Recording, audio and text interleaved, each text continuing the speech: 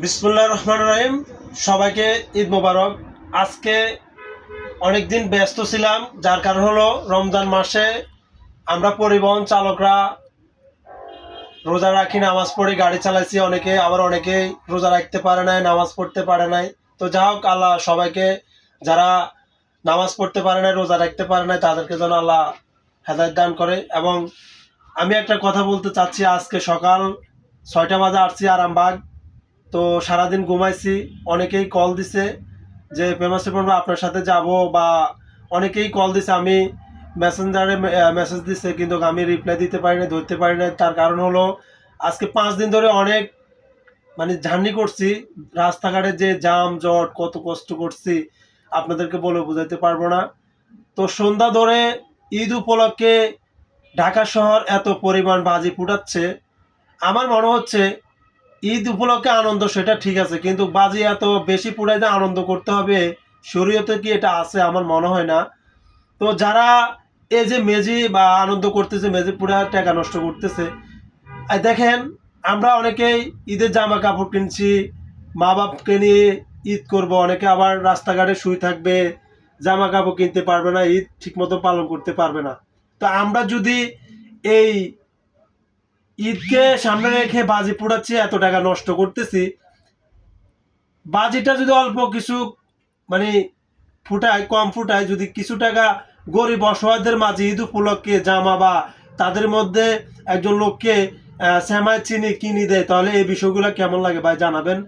আর আরেকটা কথা বলতাম, আপনারা অনেকে বলছেন যে রিপন ভাই আপনি তো সিলভার গাড়ি ছেড়ে দিয়েছে কেন? আসলে সিলভার গাড়িটা ছেড়ে দিয়েছে এই জন্য, আমি কন্টিনিউ সিলিভারটা 3 বছর চালাইছি। তার ভিতর আমাদের ম্যানেজমেন্ট রমজান মাসের আগে ফরিদগঞ্জ থেকে কক্সবাজার দিচ্ছে। তো ফরিদগঞ্জ থেকে কক্সবাজার আমি 1 মাস গাড়ি চালাইছি নাইডে।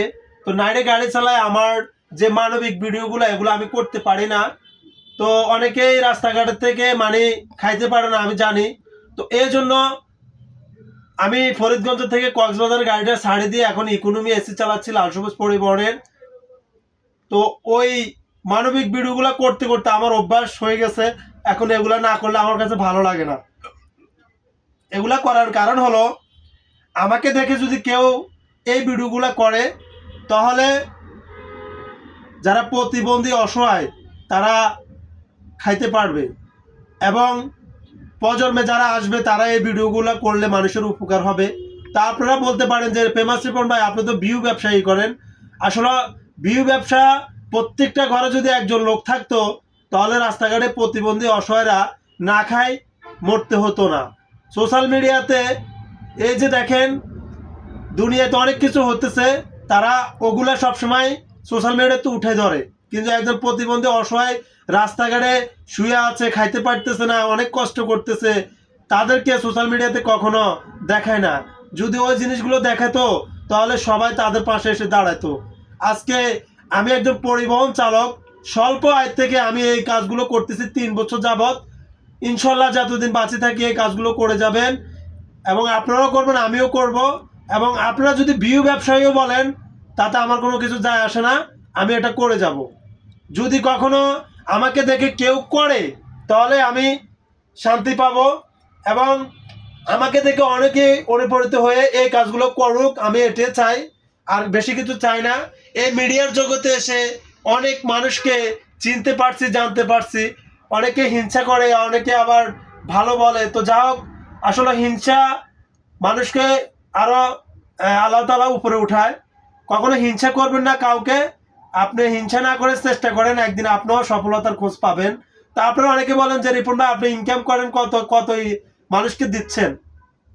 আমি একটা সত্যি কথা বলতেছি, আগের মতো ফেসবুকে এবং ইউটিউবে ইনকাম দিচ্ছে না। তবুও আমি করতেছি, করব। ইনকাম হোক বা না হোক তাতে আমার কোনো কিছু যায় আসে না। আমি এটা করব ইনশাল্লাহ। আপনারা সবাই আমার সাথে থাকবেন, এবং এই মানবিক কাজগুলো করার জন্য সবাই সুযোগ করে দেবেন। এবং আপনারা যারা বলেছেন যে ফেমাস রিপন ভাই আপনার গাড়ি ঢাকা থেকে কয়টা ছাড়ে, নোয়াখালী থেকে কয়টা ছাড়ে? নোয়াখালী থেকে ঈদের পরের থেকে সকাল 10টা 30-এ আমার গাড়িটা পাবেন, ঢাকা আরামবাগের উদ্দেশ্যে আসবো। এবং ঢাকা আরামবাগের থেকে সকাল রাত্রে 10টা, সরি 10টা না, রাত্রে সন্ধ্যা 6টা 20-এ ঢাকা থেকে নোয়াখালীর উদ্দেশ্যে যাব। আপনারা যারা আমার সাথে যাওয়া আসা করতে চান তারা অবশ্যই কল দিতে পারেন বা এই টাইমটা ফলো করতে পারেন। এবং আপনারা যারা আমার নাম্বার চাইছেন, আমি নাম্বারটা বলতেছি 01830010886। এটা হলো আমার পার্সোনাল নাম্বার। তো এই মানবিক কাজগুলো করার জন্য আপনারা সব আমার সাথে থাকবেন, আমি যেন এই কাজগুলো করে যেতে পারি। মনে রাখবেন 10-এর লাড়ি 1-এর বোঝা। সবাই ভালো থাকবেন, সুস্থ থাকবেন এবং ফেমাস রিপনের পক্ষ থেকে সবাইকে অগ্রিম ঈদ মোবারক। আসসালামু আলাইকুম।